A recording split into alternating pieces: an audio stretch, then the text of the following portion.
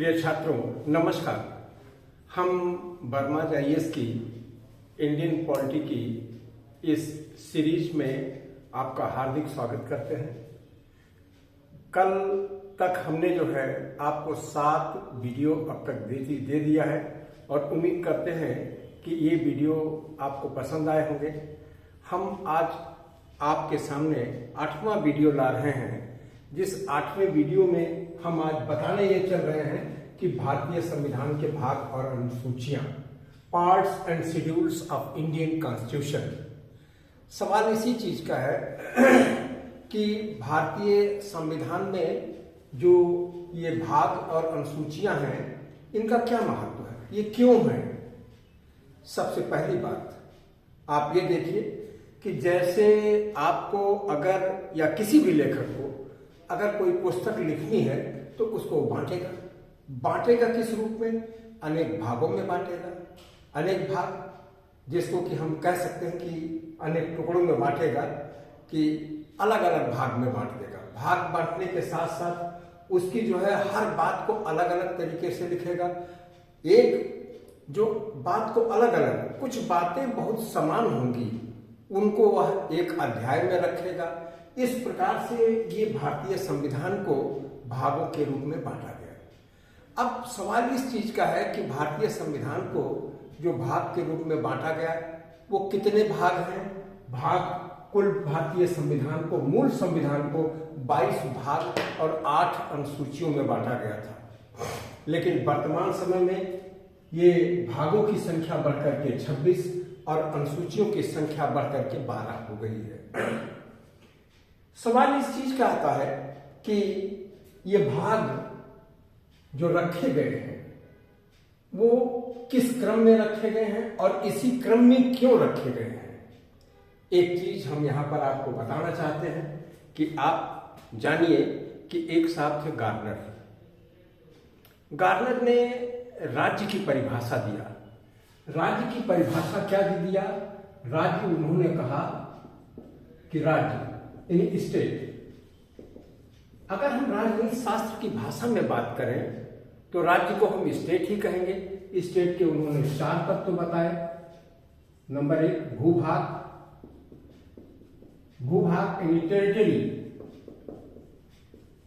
दूसरी चीज को उन्होंने बताया जनसंख्या का मतलब पॉपुलेशन के बाद तीसरी चीज उन्होंने बताया गवर्नमेंट यानी सरकार।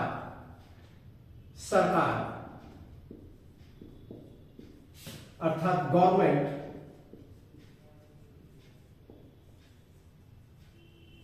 और चौथी चीज उन्होंने बताया संप्रभुता यानी सॉवरेंटी।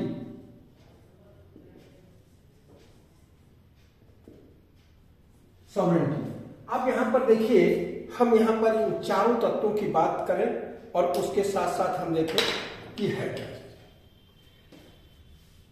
इसी राज्य को चलाने के लिए, इसी राज्य के अंतर्गत जो लोग निवासी रह रहे हैं या जो इसके अंतर्गत जो सरकार है, उसके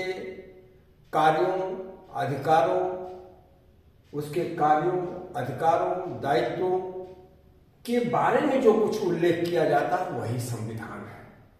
किसके?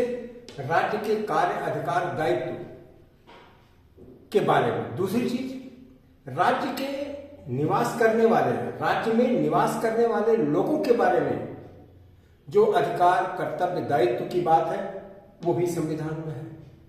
संविधान किस चीज का है? संविधान 2 चीजों की विशेष रूप से यहां पर चर्चा करता है, राज्य की और राज्य के साथ साथ उसकी विभिन्न इकाइयों की, एजेंसियों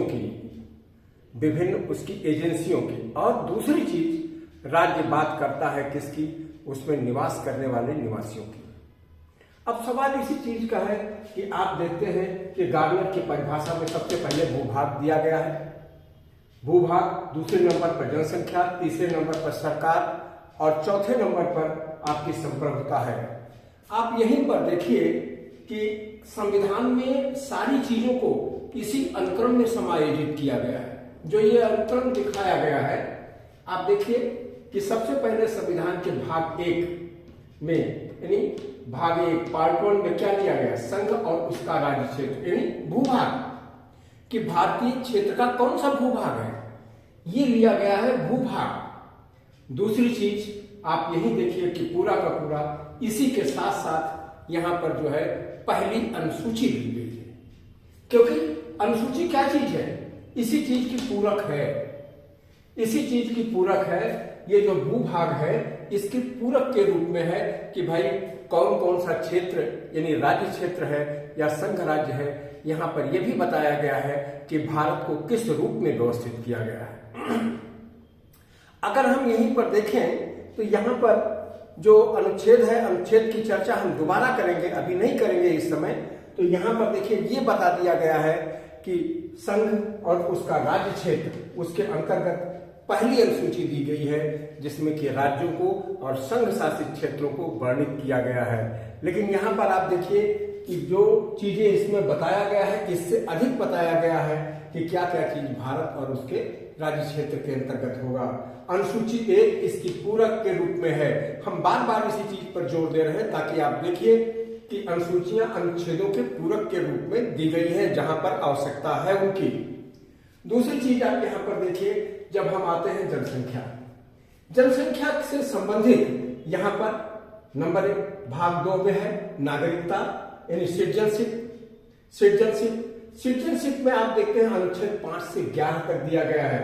दूसरी चीज भाग 3 दिया गया है मौलिक अधिकार। यहां पर देखिए ये चीज मौलिक अधिकार भाग 3 में दिया गया है मौलिक अधिकार। भाग 4 में दिया गया है राज्य के नीति निर्देशक तत्व और भाग 4 का में दिया गया है मौलिक कर्तव्य। भाग 2 से लेकर के भाग 4 तक, भाग 2 से लेकर के भाग 4 तक भारत में निवास करने वाले लोगों से संबंधित अनुच्छेद हैं। कहने का मतलब राज्य के दूसरे तत्व की बातों को ये पूरा करते हैं, राज्य के दूसरे तत्व की बातों को ये पूरा करते हैं जनसंख्या को। यानी अब यहां पर देखिए जो बात आती है ये नागरिकता यानी सिटीजनशिप। यहां पर जब सिटीजनशिप की बात कही गई है तो भारत का नागरिक होगा कौन? ये नागरिकता केवल जो संविधान के प्रारंभ पर नागरिकता की बात करता है। संविधान का प्रारंभ कब से है? 26 जनवरी 1950। यानी यहां पर केवल ये बात कही गई है इस नागरिकता में कि 26 जनवरी 1950 को भारत का कौन नागरिक हुआ। हम इसको जब डिटेल में एक एक अनुच्छेद करके पढ़ाना शुरू करेंगे तब हम आपको बताएंगे, जो कि अगले लेक्चर में बताएंगे हम एक एक अनुच्छेद को लेकर के कि इसमें क्या चीज है नागरिकता में। भारत यहां पर कुछ और इससे ज्यादा नहीं है, केवल इतना बताया गया है संविधान में कि भारत के संविधान पर नागरिकता, कौन भारत के संविधान पर नागरिक होगा, कौन भारत के संविधान पर नागरिक नहीं होगा, किसकी नागरिकता चली जाएगी, ये सारा का सारा वर्णन इस चीज में दिया गया है। अच्छा, लेकिन उसके बाद संविधान के प्रारंभ के बाद पर जो नागरिकता के उपबंध हैं वो विभिन्न अधिनियमों के द्वारा भारतीय संसद ने बनाए हैं, वो बात के लिए लागू होते हैं। अब अगली चीज यहां पर देखिए, जो अगली चीज आती है भाग 3 मौलिक अधिकार। भारतीय संविधान भारत के नागरिकों को मौलिक अधिकार देता है जिसके अंतर्गत वो अपना सर्वांगीण विकास कर सकें। एक बात यहां पर बहुत ध्यान देने की है, वो बात क्या चीज है कि जो भी आप यहां पर देखिए मौलिक अधिकार हैं, कुल मूल रूप से 2 ही मौलिक अधिकार हैं, एक समता का और दूसरा स्वतंत्रता का। उसके अतिरिक्त जो भी मौलिक अधिकार हैं वो सारे इन दोनों मौलिक अधिकारों के सम्मिलित स्वरूप के रूप में हैं या इन्हीं से व्युत्पन्न है या इन्हीं के डेराइव्ड हैं, इन्हीं से पैदा हुए हैं। आप समता और स्वतंत्रता के अधिकार की बात कर सकते हैं। जैसे कि हम आपको बताते हैं, यहीं पर आप समझिए, जब हम बात करते हैं मौलिक अधिकार में तो पहला मिलता है समता का अधिकार। समता के अधिकार में विभिन्न प्रकार की समताओं की बात कही गई। दूसरी स्वतंत्रता का अधिकार। तीसरा जैसे हम आते हैं कि जिसमें हम कहते हैं शोषण के विरुद्ध अधिकार। शोषण के विरुद्ध अधिकार क्या है? समता और स्वतंत्रता का मिला हुआ अधिकार है। अरे भाई, शोषण के विरुद्ध का अधिकार का मतलब है कि हम उस व्यक्ति की स्वतंत्रता की रक्षा करते हैं और उसको समता प्रदान करते हैं, तभी तो शोषण नहीं होगा उसका। शोषण के विरुद्ध अधिकार। उसके बाद है धार्मिक स्वतंत्रता, तो स्वतंत्रता का एक दूसरा रूप है। फिर उसके बाद देखते हैं कि देखिए शैक्षिक, जिसके सांस्कृतिक और शैक्षिक अधिकार। जो सांस्कृतिक और शैक्षिक अधिकार है वो क्या चीज है? वो अधिकार स्वतंत्रता और समता मूलक अधिकार है कि विशेष अधिकार दिया जाए ताकि कोई अपने आप को अलग न महसूस करे। तो देखिए सारे के सारे उसी से उत्पन्न अधिकार हुए। ये सब चीजें हम जब मौलिक अधिकार बताने चलेंगे तो बहुत डिटेल में कायदे से आपको एक एक चीज समझाएंगे। इसी प्रकार से देखिए राज्य के नीति निर्देशक तत्व। राज्य के नीति निर्देशक तत्व है क्या? ये मौलिक अधिकारों का एक दूसरा स्वरूप है। मौलिक अधिकार क्या है? मौलिक अधिकार वो चीज है कि जो भारत के भूमि पर निवास करने वाले और कुछ विशेष रूप से नागरिक के लिए है। उन दोनों के द्वारा वो अधिकार हैं कि जो राज्य से उन्हें प्राप्त करने हैं, मतलब राज्य उनको देने के लिए बाध्य है। नीति निर्देशक तत्व मौलिक अधिकारों के दूसरे रूप, वो उस रूप में है जिसे राज्य अपनी सुविधा के अनुसार देता है, विधि बना करके। इसीलिए जो है मौलिक अधिकार क्या चीज है?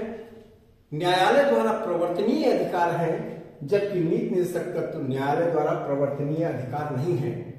अब देखिए अधिकार और कर्तव्य एक दूसरे के पूरक है। अधिकार और कर्तव्य एक दूसरे के पूरक है। तो यहां पर आप देखते हैं कि अधिकार और कर्तव्य एक दूसरे के पूरक है, इसलिए जब मौलिक अधिकार है तो मौलिक कर्तव्य भी होना चाहिए। इसको भी संविधान में सम्मिलित किया गया है। खैर इतना बता देते हैं कि 42वें संविधान संशोधन द्वारा लाया गया, लेकिन हम वहां पर इसकी डिटेल बात करेंगे। हम दो तत्वों की बात कर चुके हैं। आप यहां पर देखिए कि भूभाग राज्य की परिभाषा को संतुष्ट करते हुए देखिए उसी क्रम में समायोजित किया गया। भूभाग यानी यहां पर टेरिटरी, यहां पर देखिए यूनियन एंड टेरिटरी, ये टेरिटरी। दूसरी चीज जनसंख्या। जनसंख्या में क्या है? सबसे पहले नागरिकता, और नागरिकता आ गया, नागरिक आ गए, नागरिकों के अधिकार आ गए। अधिकार के बाद यहां पर देखते हैं नागरिकों के अधिकार का दूसरा रूप आ गया और नागरिकों के कर्तव्य आ गए। कहने का मतलब दूसरी चीज को यहां पर संतुष्ट किया गया। ध्यान से एक बार फिर से समझिए, हम यहां पर बताते हैं कि जनसंख्या के अंतर्गत नागरिक आ गए, नागरिकों के अधिकार आ गए, मौलिक अधिकार, और मौलिक अधिकार के बाद आप देखते हैं मौलिक अधिकारों का दूसरा रूप नीति निर्देशक तत्व आ गए और नागरिकों के कर्तव्य आ गए। कहने का मतलब ये हुआ कि भाग 2 से लेकर के भाग 4 का या 4A तक जो भी कुछ दिए गए हैं वह राज्य की तत्व की दूसरी चीज यानी जनसंख्या से संबंधित है। ये बात क्लियर हुई? अब उसके बाद अगली चीज देखिए, तीसरी चीज है सरकार। यहां पर देखते हैं ये सरकार है। सरकार के लिए यहां पर एक महत्वपूर्ण बात आपको जो समझनी चाहिए कि सरकार क्या होती है। सरकार का मतलब ये चीज हुआ जो राज्य के क्रियाओं को संचालित करे। वह संस्था या वह व्यवस्था जो राज्य की क्रियाओं को संचालित करे वही सरकार है। सरकार का मतलब क्या है कि जो राज्य की, इसीलिए कई बार यह कहा जाता है कि गवर्नमेंट इज एक्टिंग स्टेट, यानी सरकार राज्यशील कार्य है। सरकार कार्यशील राज्य है। सरकार क्या है?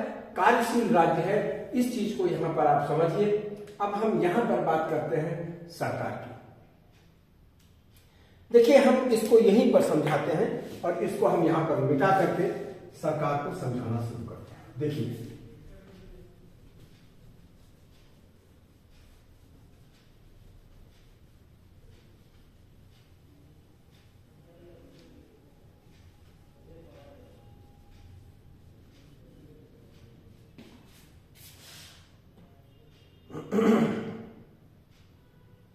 यहां पर देखिए सरकार।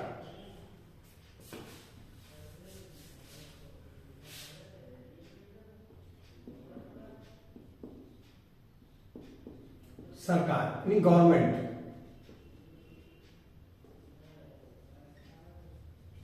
गवर्नमेंट क्या है? देखिए, सरकार हमने अभी आपको बताया कि जो राज्य के कार्यों को निष्पादित करे। अब इसके राज्य के कार्य जो होते हैं वो प्रमुख रूप से 3 प्रकार के होते हैं। हम सरकार के 3 अंग बताते हैं। जैसे देखिए, कार्यपालिका,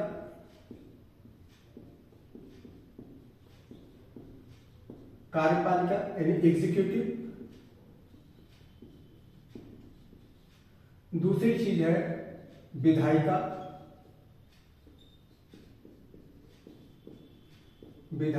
यानी लेजिस्लेटिव। और तीसरी चीज जो है सरकार का कार्य है, जिसको हम कहते हैं न्यायपालिका।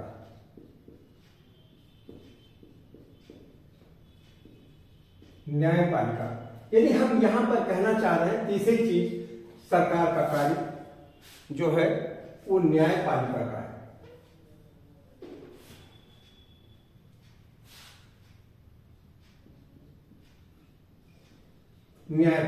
न्यायपालिका मतलब जुडिशरी।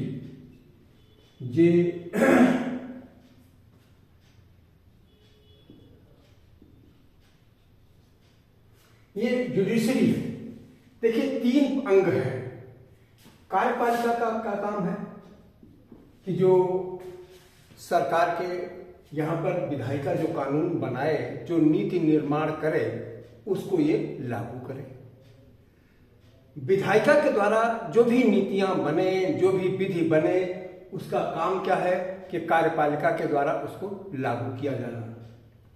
कार्यपालिका के द्वारा उसको लागू किया जाना और उसके बाद विधायिका जो कार्यपालिका कानून को लागू किए है या विधायिका जो विधि को निर्मित किए है, उसको न्यायपालिका के द्वारा ये भी देखा जाता है कि क्या वो सही रूप से संपादित हुए या विधि सही रूप में बनी। विधि सही रूप में बनी या नहीं बनी, कहने का मतलब ये हुआ कि क्या संविधान के दायरे में रहते हुए विधि बनी हुई है। जब इस प्रकार की बात आती है तो वहीं पर जो जुडिशियल रिव्यू यानी न्यायिक पुनरावलोकन की बात आ जाती है।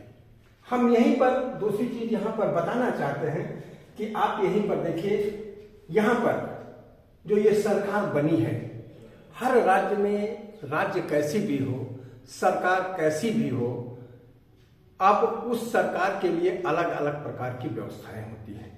सरकार में हम थोड़ी सी बात आपसे कहना चाहेंगे कि जैसे देखिए, सरकार की बात कही गई है तो सरकार 3 प्रकार की विशेष रूप से बनाई जाती है, लेकिन सरकार को अगर हम देखें जो विश्व में होती है वो 4 रूपों में है।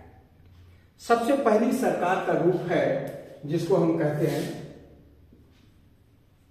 राजतंत्र यानी मोनार्कियल। सेकेंड टाइप की सरकार जो होती है जिसको हम कहते हैं कुलीन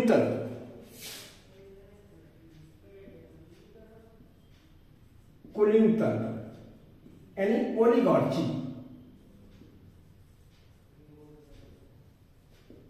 तीसरे टाइप की सरकार होती है जिसको हम कहते हैं कि तानाशाही या अधिनायकवादी सरकार।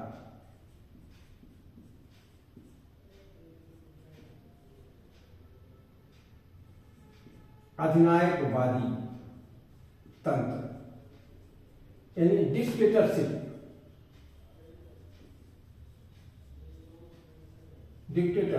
और चौथे टाइप की सरकार जो होती है जिसको कहते हैं जनतंत्र या लोकतंत्र। हम लोग ही लिख देते हैं क्योंकि बराबर चलता है वही चीज। लीजिए,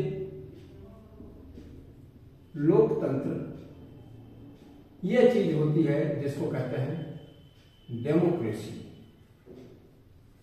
ये 4 प्रकार की सरकार है। अब आप यहां पर देखिए, हल्का हल्का इसका रेफरेंस देंगे, ज्यादा नहीं। राजतंत्र का मतलब होता है जहां की सत्ता राजा के हाथ में हो, सत्ता राजा चलाता हो, राजा की ही आज्ञा सत्ता के रूप में हो। एक थे जॉन ऑस्टिन, ऑस्टिन कहते थे इसके बारे में, law is command of sovereign, जिसके हाथ में संप्रभुता है उसके आदेश ही विधि है। तो अगर राजतंत्रात्मक व्यवस्था है तो विधि सत्ता किसके हाथ में है? संप्रभुता इसके हाथ में। अगर कुलीन तंत्र है तो कुल कुलीनों के हाथ में है। कुलीन से क्या मतलब है? कुलीन से ये मतलब है कि जो उच्च कुल के लोग, उन्हीं के हाथ में अगर सत्ता है तो उसको कहते हैं ओलिगार्ची। अगर ये उस सिस्टम है अधिनायकवादी, किसी ने हड़प लिया सत्ता और वो चला रहा, सारी सत्ता उसके हाथ में है, वो उस रूप में है, ऑटोक्रेट टाइप। लोकतंत्र यानी लोगों के हाथ में सत्ता है। अब यहां पर देखिए, वर्तमान समय में लोकतंत्रात्मक सत्ता की व्यवस्था है। वर्तमान समय में लोकतंत्रात्मक सत्ता की व्यवस्था है। हम अधिनायक और चीजों के बारे में केवल इंडिकेटिव हम बता रहे हैं। इसके बारे में डिटेल बताने के लिए हम कभी आगे चल करके कुछ डिटेल की चर्चा करेंगे। भारत में देखिए, जो हम यहाँ पर बात करना चाह रहे हैं कि जो सरकार का स्वरूप है वो कैसा है। भारत में सरकार का स्वरूप लोकतंत्रात्मक है। यह लोकतंत्रात्मक स्वरूप किस रूप में, किस प्रकार का लोकतंत्र है? अगर हम प्रस्तावना यानी उद्देशिका की लाइन को हम पहले पढ़ें तो दिखाई क्या पड़ता है? हम भारत के लोग भारत को एक संपूर्ण प्रभुत्व संपन्न, फिर उसके बाद क्या चीज है? समाजवादी, फिर उसके बाद क्या है? पंथ निरपेक्ष, फिर उसके बाद क्या है? लोकतंत्रात्मक, फिर उसके बाद क्या है? गणराज्य। यहां पर देश की हम विशेषता की चार बात कर रहे हैं। हम प्रस्तावना में जब चलेंगे या उद्देशिका जिसको कहते हैं आप, उसमें हम चलेंगे तब इसकी चर्चा करेंगे। लेकिन हम यहां पर बताना ये चाह रहे हैं कि भारत के राज्य का स्वरूप क्या चीज है? लोकतंत्रात्मक गणराज्य। भारत क्या है? लोकतंत्रात्मक गणराज्य। कैसा लोकतंत्रात्मक गणराज्य? सोवरेन है। यहां पर आप देखिए, हम विशेष रूप से लोकतंत्रात्मक गणराज्य की बात करते हैं, यानी डेमोक्रेटिक रिपब्लिक। जब हम डेमोक्रेटिक रिपब्लिक कह रहे हैं तो इसका मतलब क्या चीज है? इस डेमोक्रेटिक रिपब्लिक में हम किस रूप में, दो प्रकार की सत्ता हो सकती है।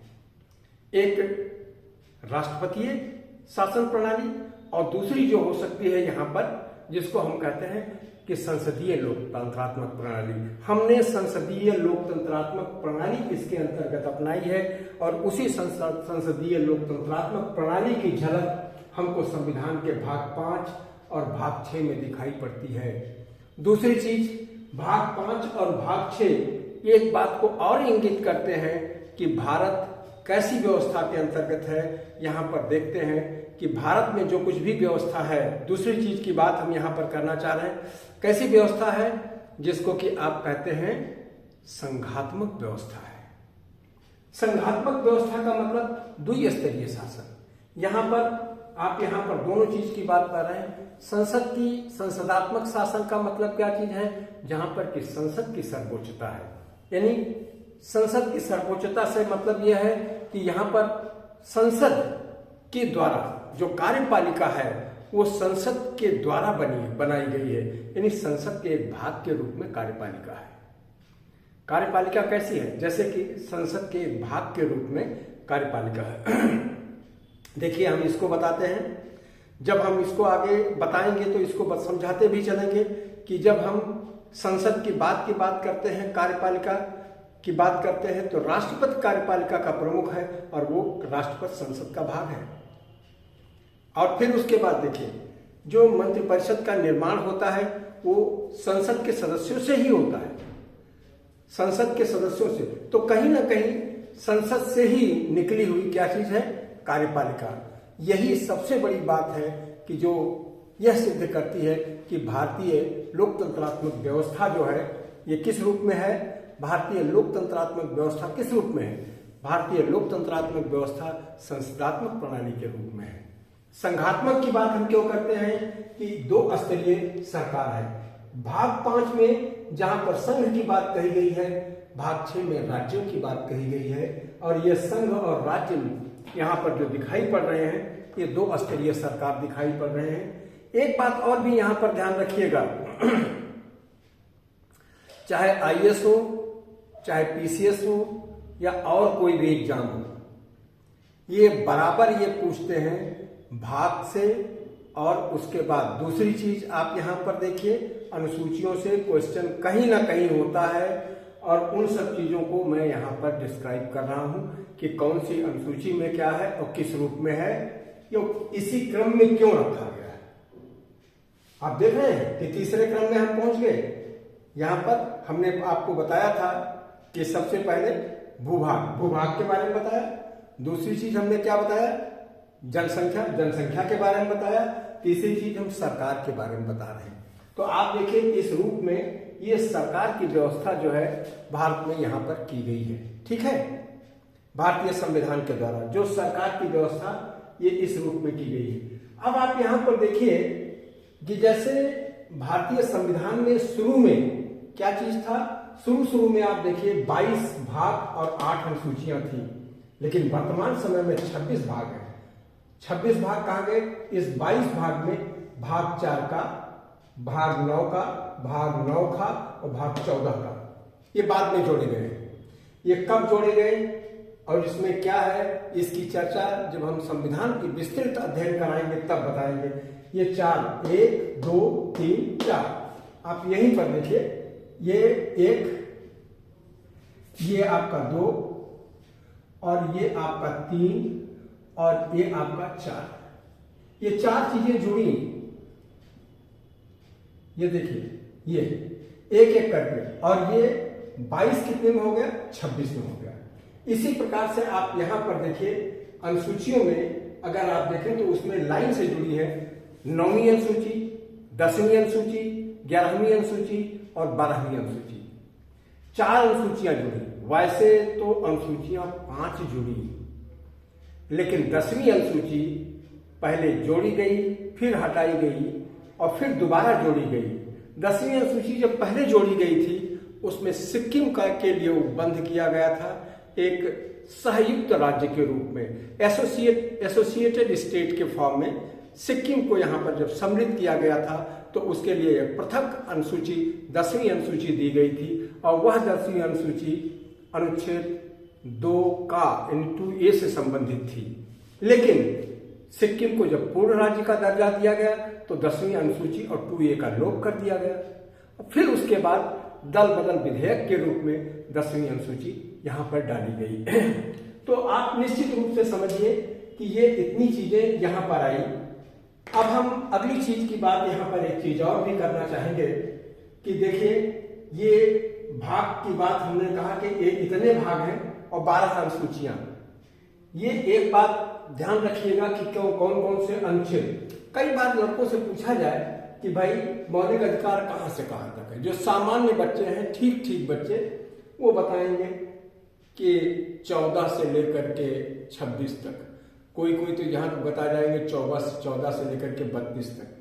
मतलब वही नहीं समझ रहे हैं। ये खैर छोटे बच्चों की या छोटे कंपटीशन देने वाले बच्चों में है। हम खास करके उनके लिए कहते हैं कि इन चीज को विशेष रूप से ध्यान रखें कि कौन से भाग हैं, किस भाग में क्या क्या चीज दी गई है। ये भाग और अनुसूचियों से क्वेश्चन एक आ ही जाता है। अब हमने ये चीज बताया कि ये किस रूप में यहाँ पर कैसे इन सब चीजों को संबंधित किया गया है। एक चीज और भी आप समझिए कि संघात्मक व्यवस्था आपने समझा, भारत में लोकतंत्रात्मक गणराज्य है। बहरहाल अब हम यहीं पर आप इसको रोकते हैं। भाग 7 में भी बताते हैं। भाग 7 जो है निश्चित कर दिया गया है, क्योंकि ये जो पहले राज्य की व्यवस्था थी वो अब व्यवस्था ये नहीं बची हुई है। तो छात्रों, अब हम अगले वीडियो में इसी के दूसरे पार्ट में हम आपसे मिलेंगे, और दूसरे पार्ट में हम जो है भाग 8 से लेकर के आगे तक एक एक चीज को बताना शुरू करेंगे और वहीं पर हम इसको सीरीज को कंटिन्यू रखते हुए हम उम्मीद करते हैं कि आप इसको समझ गए होंगे। हम ये निरंतर बनाए रखेंगे, जारी रखेंगे, जैसा कि हमने पहले भी कहा था कि हम टाइम पर इसको पूरा करेंगे। आप इसको देखते रहिए और अध्ययन करते रहिए। धन्यवाद।